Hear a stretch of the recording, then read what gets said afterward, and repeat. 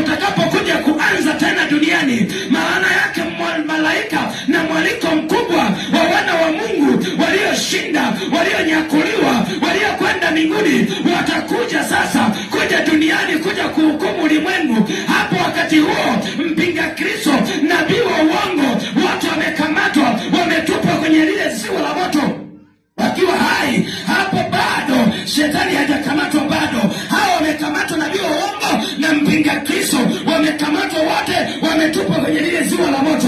Lakini shetani bado, shetani wakati wake atakuwa bado, na wale watu wawili ndio watakuwa wamezindua ile jehanamu, maana ni watu wa kwanza kutupwa kwenye lile ziwa la moto.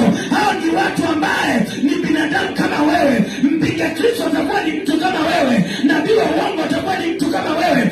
Watakamatwa kwa sababu wamewadanganya watu wengi, wamkatae Mungu, wamewadanganya watu wengi sana. Sasa hao ndio watakuwa wafunguzi wa lile ziwa la moto.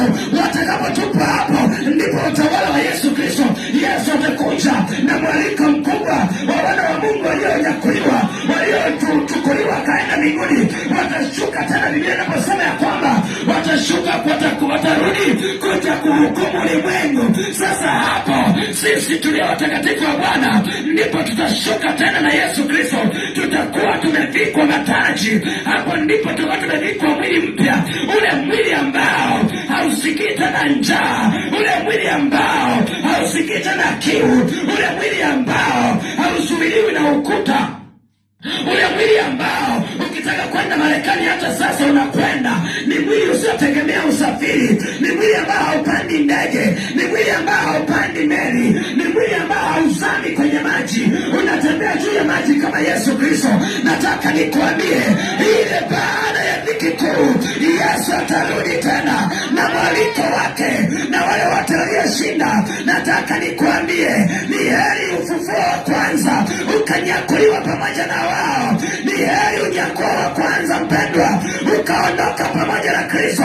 Nataka nikutie moyo, tengeneza maisha yako kwenye unyakuo wa kwanza, uondoke na Bwana. Kwenye unyakuo wa kwanza uondoke na Bwana, usibakie kwenye dhiki kuu, maana dhiki kuu ni hatari. Watu watauawa mno, watu watateseka mno, lakini utakaponyakuliwa wewe utakwenda mbinguni na Bwana, utakwenda kumlaki Bwana, utakwenda kumlaki Bwana hewani, utaishi na Bwana, utatembea na Bwana, utakula na Bwana. Nataka nikutie moyo, nataka nikutie wivu kidogo. Haya maisha matakatifu